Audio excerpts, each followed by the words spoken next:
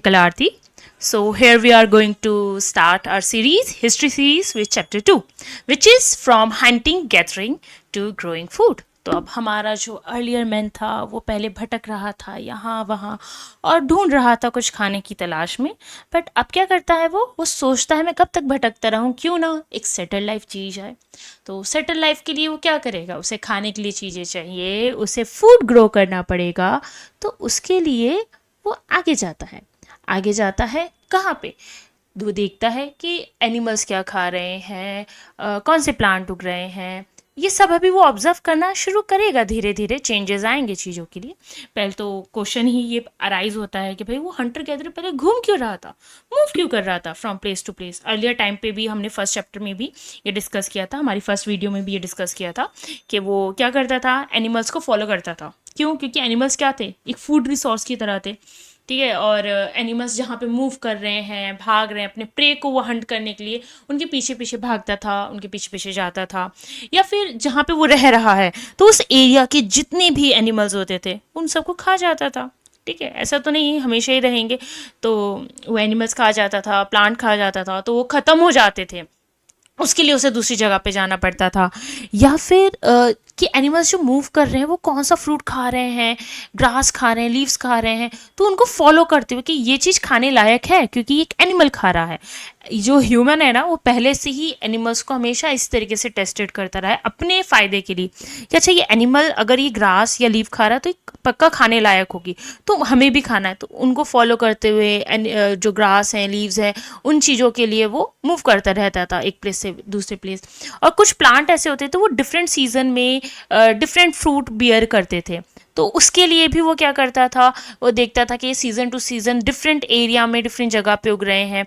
और अभी अगर एक प्लांट पे या फिर एक ट्री पे या एक जगह पे कुछ खाने के लिए है, प्लांट प्रोडक्ट है खाने के लिए, तो सीज़न में दूसरे सीज़न में नहीं रहेगा, तो उस दूसरे सीज़न के लिए उसे कहीं और जाना पड़ेगा, उसके लिए मूव करता था। बट जो लास्ट वन है जो हमारा, it is not a least one but yes it is very important and today time में भी वो बहुत ज़्यादा इंपॉर्टेंट है, दैट इज़ वाटर। अगर पानी ही नहीं रहेगा तो वो कहाँ जाएगा, तो वो पानी के लिए भी जाता था। अब कुछ क्या होती थी आपकी रिवर जो होती थी वो पेरिनियल जो रिवर थी, पेरिनियल रिवर वो होती थी। सो ये जो रिवर होती हैं वो क्या होती हैं, पेरिनियल रिवर आर दोज जो कभी सूखती नहीं है, हमेशा उनमें पानी रहता ही रहता है। ऐसा नहीं रहता कि मतलब कि गर्मी आई तो पानी सूख गया, विंटर में सिर्फ पानी। लेकिन कुछ ऐसी होती थी जिनमें पानी नहीं रहता था, कुछ पॉन्ड, कुछ रिवर ऐसी थी जिनमें सीज़न के टाइम पे पानी सूख जाता था, समर सीज़न के टाइम पे स्पेशली। और इसके बाद हम देखते हैं कि ये इन लोगों के बारे में पता कैसे चलता है कि ये सब इस तरीके से काम करते थे, मूव करते थे। भाई कोई वहाँ पे कोई प्रोफेसी तो हो नहीं रही थी, कुछ ऐसा हो तो नहीं रहा था कि कोई हमें बताने आ रहा है, तो ये हमें पता चला है एविडेंसेस से।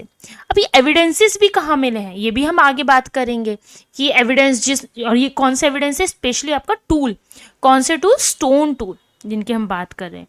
ये जो स्टोन टूल है ये हमने देखे हैं, ये स्टोन टूल, इनकी हैंडल्स किसके यूज़ होते थे, वुड के, आपके वुड और बोन के हैंडल यूज़ करते थे ताकि इनको हम पकड़ सके अच्छे से, अच्छी तरीके से हंट कर सके। और इसके अलावा भी फायरवुड वगैरह भी हमें देखने को मिलती है। इसके बाद जब हम देखते हैं कि ये स्टोन टूल जो थे वो किस लिए यूज़ करते थे, ऑफ कोर्स हंटिंग के लिए तो यूज़ करते थे कि हंट करना है।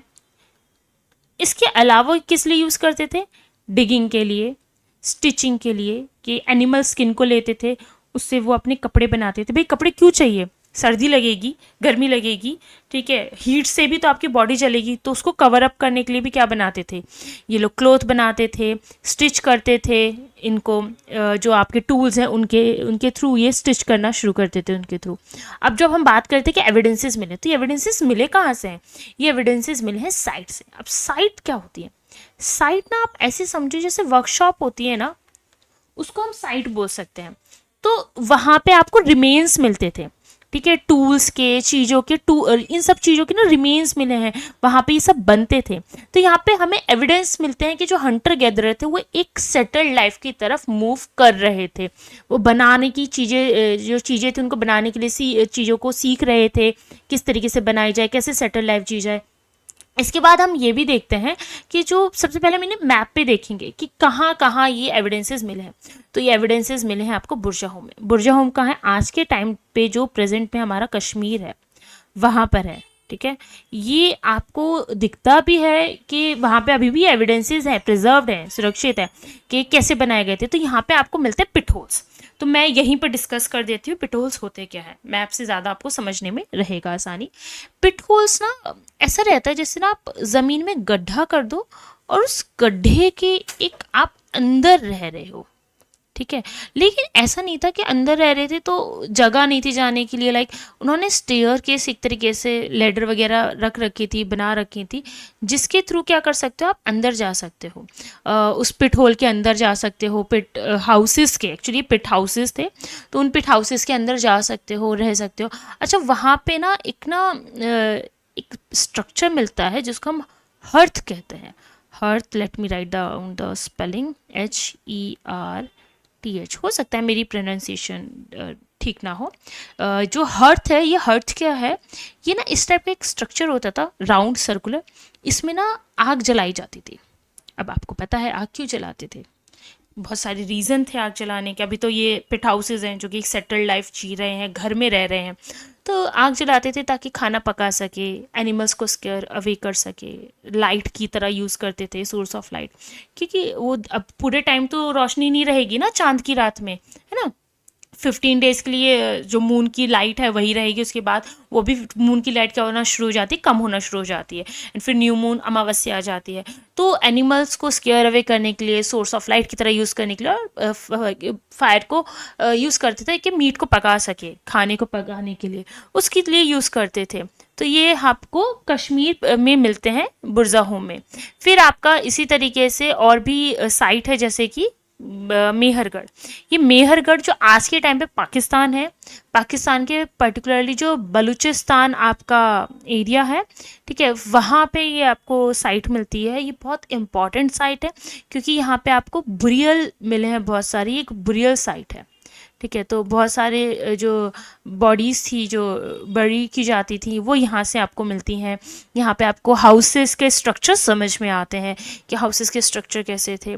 फिर इसी तरीके से इनाम गांव भी एक बुरियल साइट है जो कि महाराष्ट्र के रीजन में है। और फिर आपका हंसकी आता है एंड कुरनूल आता है।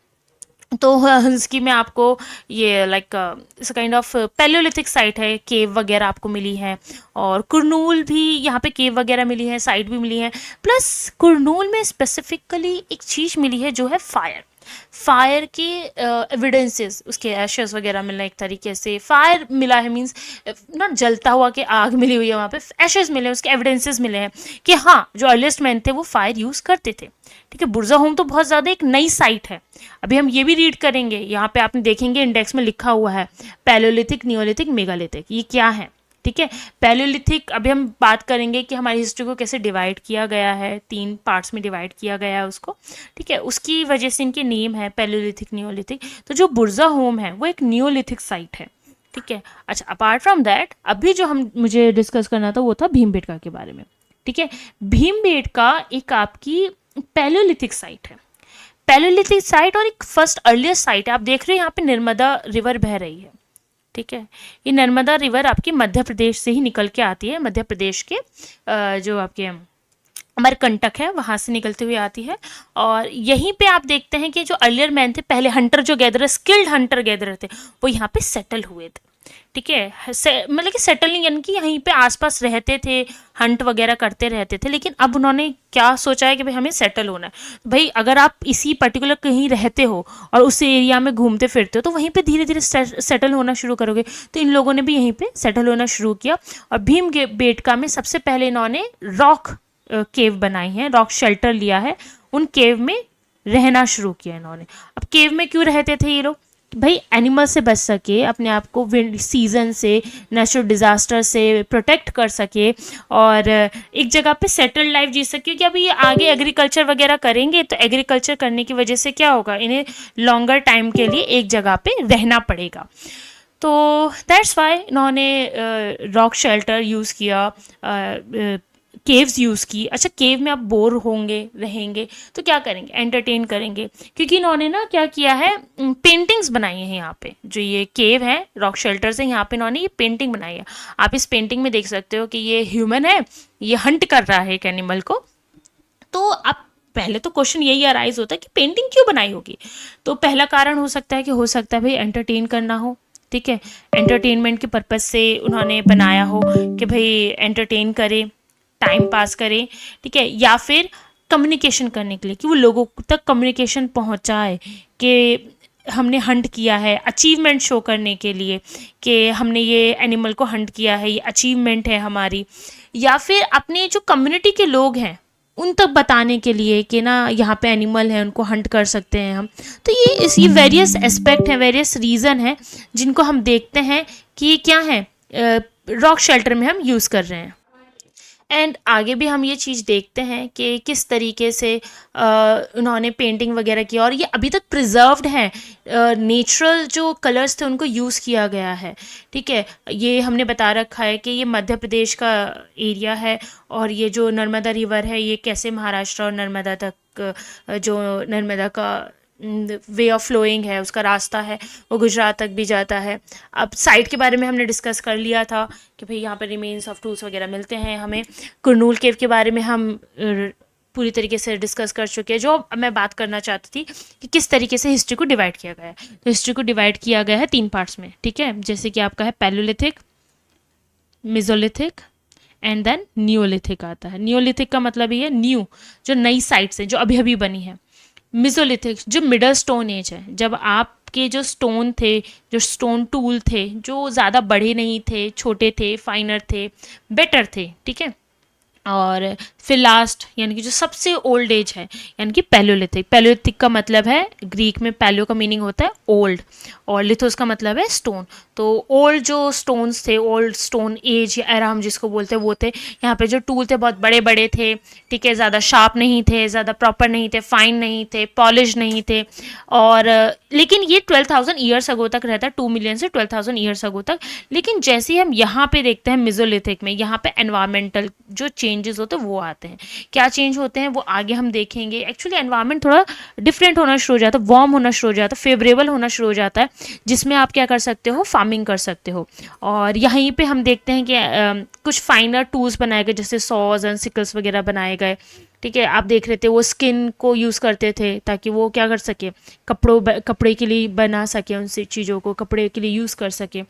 अब जो हम बात कर रहे थे कि चेंज क्या हुआ एनवायरनमेंट में, एनवायरनमेंट में चेंज हुए थे कि एनवायरनमेंट वार्म होना शुरू हुआ। वार्म होगा, बारिश होगी तो ये फेवरेबल कंडीशन होगी ग्रासेस के लिए, कि ग्रास लैंड बनेगा, घास के मैदान बनेंगे।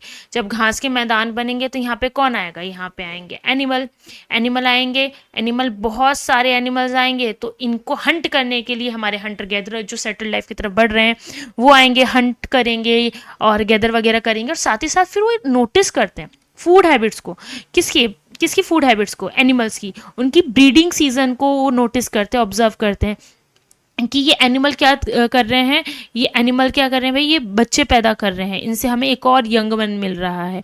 तो उन्होंने ये देखा कि ये साइकिल बन रही है। तो पहले मैं जिस एनिमल को खा जाता था, अब क्या करता हूँ, इस एनिमल को खाता नहीं हूँ, इसको रियर करना शुरू करता हूँ, पालना शुरू करता हूँ। पालूंगा तो इससे मुझे नया यंग वन मिलेगा, इसी को हम हर्डिंग कहते हैं, ठीक है। इसके अलावा उन्होंने ये देखा कि एनिमल्स क्या खा रहे हैं, वही हमारे खाने के लिए क्या रहेगा, इम्पॉर्टेंट रहेगा, अच्छा रहेगा खाने के लिए। अब यहीं से शुरुआत होती है आपकी फार्मिंग की और हर्डिंग की। तो यहाँ पे जब हम देखते हैं कि उन्होंने ये देखा कि कौन से जो प्लांट है वो डिजीज़ को नहीं रखते हैं, यानी कि डिजीज़ प्रोन नहीं है, वो सेफ है खाने में, और साथ ही साथ क्या है, जो एनिमल हैं आपके वो कौन से ऐसे एनिमल हैं जो डिजीज़ फ्री हैं, डिजीज़ प्रोन नहीं है, उनको उन्होंने यूज़ करना शुरू किया। फिर हम ये भी देखते हैं कि उन्होंने एनिमल्स को टेम करना शुरू किया। उन्होंने उसी एनिमल को टेम करना शुरू किया कि जो एनिमल क्या हो, जेंटल हो, जो ज़्यादा से ज़्यादा आपको मीट प्रोड्यूस कर सके, ज़्यादा से ज़्यादा ब्रीडिंग सीजन में क्या कर सके, जिनके बच्चे पैदा ज़्यादा हो सके। तो उन्होंने उन एनिमल्स को चूज़ किया। और इन्होंने फिर एनिमल्स में भी सबसे पहले जो टेम किया था वो था आपका वाइल्ड एंसेस्टर ऑफ डॉग। इन्होंने एनकरेज किया उन एनिमल्स को जो जेंटल होंगे, काम होंगे, इजीली टेम होंगे। अब इसी प्रोसेस को हम डोमेस्टिकेशन के नाम से जानते हैं। डोमेस्टिकेशन वो प्रोसेस है जिसमें हम क्या करते हैं, लुक आफ्टर करते हैं प्लांट्स को, एनिमल्स को।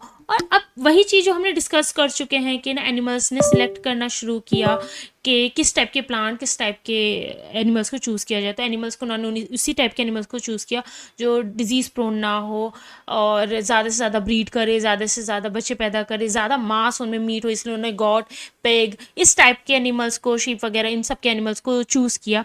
अब इसके अलावा आप ये भी चीज़ देखो कि प्लांट कौन से चूज़ किए। प्लांट वही कि एनिमल जो जैसे एनिमल में हम देख रहे थे कि ये डिजीज़ को ना हो, प्रोन टू डिजीज़ ना हो, ठीक है, जल्दी जल्दी डिजीज़ ना हो। प्रोन का मतलब है डिजीज़ जिसको जल्दी हो जाती वो ना हो। जो ग्रेन का साइज़ हो वो बड़ा हो। जैसे कि मान लीजिए ये वीट की जो है, मैं ठीक से बना देती हूँ, ये वीट की सीड्स है, बारले हैं, ठीक है, बारले या वीट है, ठीक है, उनकी। तो इनका जो ग्रेन का साइज है वो क्या हो, वो बड़ा हो। इनका जो स्टॉक है, स्टॉक क्या होता है, दिस इज द स्टॉक, जो जिसके ऊपर ये फ्रूट पूरा बेयर करेगा, तो वो स्ट्रांग होना चाहिए। ज़्यादा स्ट्रांग होगा, साइज़ बड़ा होगा, ज़्यादा अच्छे से राइप हो, तो उन्हीं को उन्होंने क्या करना शुरू किया, चूज़ करना शुरू किया। सेम चीज़ वही हमने बात की है। अब ये ग्रेन को कैसे यूज़ करते थे, जो अर्ली मैन थे ना, वो ग्रेन को ना एज अ सीड यूज़ करते थे कि भाई नेक्स्ट टाइम पे हम क्या कर सकते हैं इसी सीड को, क्योंकि भाई इस बार अच्छा सीड है तो नेक्स्ट टाइम भी इससे जो प्लांट बनेगा, इसको ज़मीन में डालेंगे, एक नया प्लांट उगेगा, तो इससे भी क्या वही सीड हमें मिलेगा, उसी टाइप का सीड मिलेगा। एज अ फूड खाने के तौर पे ऑफकोर्स यूज़ करते थे। गिफ्ट, पहले आपके जो गिफ्ट थे, जो इम्पोर्टेंट चीज़ थी वो थी आपके एनिमल और आपका ये जो ग्रेन है वो, ठीक है, क्योंकि आप समझो ये फूड है, ठीक है, जो बहुत ज़्यादा यूज़ होते थे। स्टोर भी करते थे ये फूड को, क्योंकि आने वाले टाइम के लिए हम यूज़ कर सकते हैं। इसके बाद आप ये भी देखोगे, आप स्टोर करोगे फूड को तो किस में स्टोर करोगे, बर्तन तो चाहिए ना, तो वो कौन से बर्तन बनाते थे, क्ले पॉट्स बनाने लग गए, वॉव करने लग गए, बास्केट बनाने लग गए, वीव यानी कि बुनना शुरू कर दिया बास्केट को।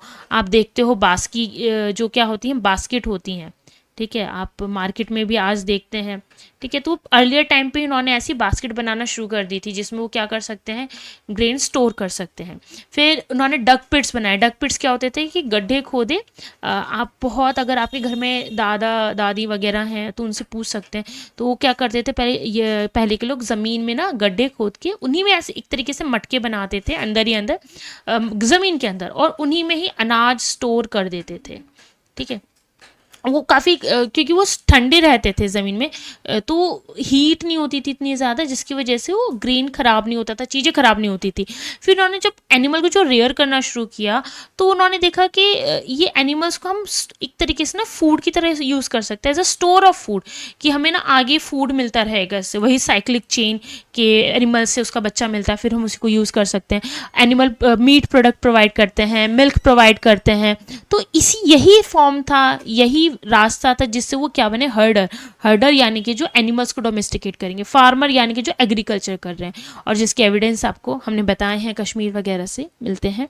एंड इसके बाद हम देखते हैं टूवर्ड सेटल लाइफ, जो बुर्जा होम के बारे में पढ़ा था हमने। हर्थ हमने बताया था कि हर्थ क्या होता है, जिसमें आप फायर यूज़ करते हैं, आग वगैरह जलाते हैं, ठीक है। यहाँ पे आप देखेंगे ये क्योंकि नियोलिथिक साइट है, तो नियोलिथिक साइट में क्या हुआ था, पॉलिश टूल मिलते हैं आपको, शार्प, फाइनर, पॉलिश टूल मिलते हैं।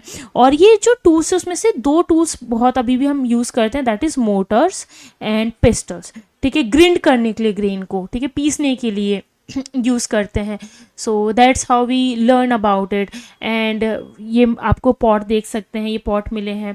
मेहरगढ़ में भी आपको काफ़ी सारे मिलते हैं ये चीज़ें। एंड मेहरगढ़ से एक स्पेशल चीज़ मिलती है कि जब इन्होंने पहले तो ये क्या कर रहे थे, कपड़े बना रहे थे, किससे, एनिमल की स्किन से बनाए थे, लेकिन जो यहाँ पे आप कपड़े बना रहे हैं, वीव कर रहे हैं क्लॉथ, उन्होंने कॉटन से की। तो भाई कॉटन से कपड़े अगर बनाए हैं तो उसे उगाना पड़ेगा, ग्रो करना पड़ेगा। तो उन्होंने जो सबसे पहले जो कॉटन आपने ग्रो किया है, उसकी कॉटन की खेती की है, वो मेहरगढ़ में की है। मेहरगढ़ के बारे में हमेशा एक शॉर्ट नोट आता है, तो मेहरगढ़ आपके बलूचिस्तान, बहुत फर्टाइल एरिया है, वहाँ पे था ये एक इम्पॉर्टेंट रूट था। एक बोलन पास है, एक इम्पॉर्टेंट रूट है ईरान के लिए। यहाँ पे सबसे पहली जो क्रॉप्स हैं बार्ले वीट, जो सुलेमान किर्थल हिल्स का एरिया है, यही मेहरगढ़ का एरिया है, तो यहाँ पे उगाए गए। अर्लीस्ट विलेज यहाँ पे सेटल हुए हैं, और ऑफ कोर्स इन्होंने हर्डर और जो फार्मर है उनका रोल भी प्ले किया है। इनके हाउसेस के बारे में बहुत स्पेसिफिकली आपको शॉर्ट नोट में ज़रूर लिखना चाहिए, क्योंकि इंपॉर्टेंट है, मेहरगढ़ की स्पेशलिटी है कि यहाँ पे ना मतलब कि 4 मोस्टली होते थे कंपार्टमेंट हाउसेस में।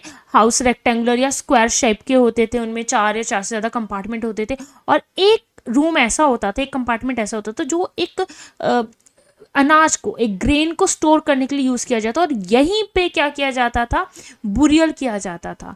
ठीक है, जो रिलेटिव हैं या फिर फैमिली मेम्बर्स हैं, ठीक है, अगर फैमिली में किसी की डेथ हुई है, रिलेटिव्स है, उनको वहीं पे दफनाया जाएगा, बुरी किया जाएगा। और बुरी भी किसके साथ किया जाता था, देखिए पिक्चर दिखा रखी है कि ये एनिमल का जो है एनिमल, यहाँ पे आप देख रहे हैं कि 2 एनिमल्स रखे हुए हैं, और उसका स्केलेटन है और ये ह्यूमन का स्केलेटन है, साथ में है। क्यों साथ में? क्योंकि ये लोग बिलीव करते थे आफ्टर लाइफ में कि यहाँ पे इसके बाद भी आफ्टर लाइफ होती है, तो हमें अपने जो ह्यूमन है, जो पर्सन है, उसको क्या देना चाहिए, उसका फेवरेट फूड देना चाहिए। So that's all for the chapter, and thank you guys. If you do like my content, please keep following the channel for further information. Thank you so much.